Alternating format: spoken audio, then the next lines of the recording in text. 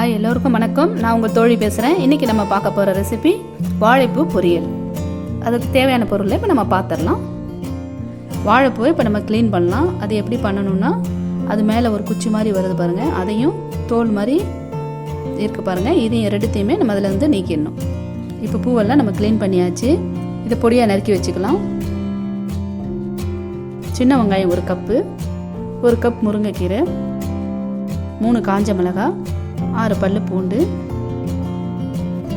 தேங்காய் 2 பீஸ். முதல்ல நம்ம இப்போ பூவை மிக்சியில் போட்டு ஒரே ஒரு சுற்றி எடுத்தால் போதும். ரொம்ப அரைச்சிடக்கூடாது, ஒன்றும் பாதியமாக தான் அரைக்கணும். இதை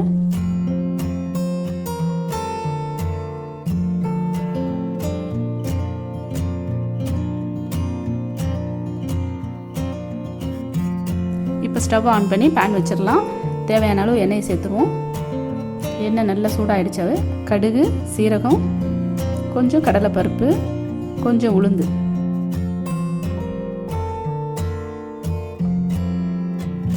கடுகு பொரிஞ்சிடுச்சு. இப்போ நம்ம கருவேப்பிலை சேர்த்துடலாம்.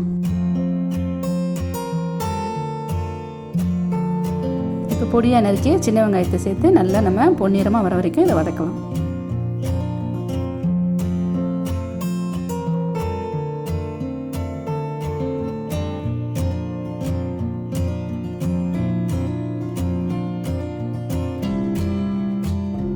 இப்போ பூண்டை நம்ம இடித்து போட்டுடலாம்.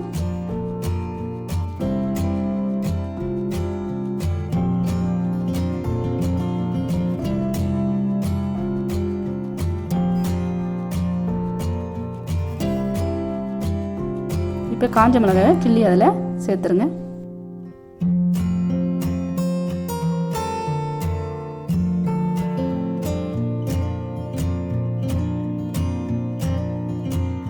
இப்போ நம்ம அரைச்சி வச்ச இந்த வாழைப்பூவை இதில் ஆட் பண்ணி நல்லா வதக்கலாம்.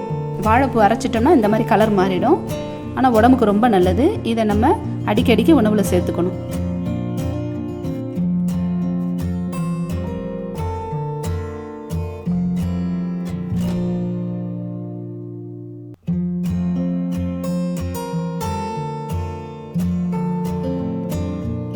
இப்போ தேவையான அளவு உப்பு சேர்த்துடலாம்.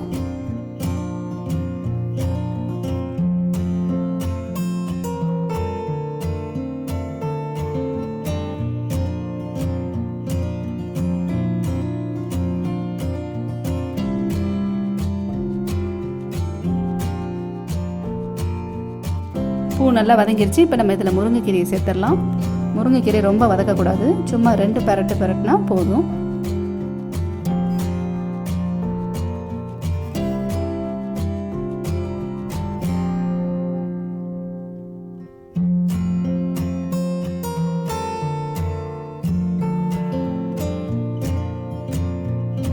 இப்போ எல்லாம் நல்லா வதங்கிருச்சு. இப்போ நம்ம கடைசியாக துருவிய தேங்காயை தூவி கிளறி இறக்கிடலாம். அவ்வளோதான், சுவையான வாழைப்பூ பொரியல் ரெடி ஆகிடுச்சு. இந்த ரெசிபி உங்களுக்கு பிடிச்சிருந்தா லைக் பண்ணுங்கள், ஷேர் பண்ணுங்கள், மறக்காமல் சப்ஸ்கிரைப் பண்ணுங்கள். அடுத்த ரெசிபியில் சந்திப்போம். நன்றி.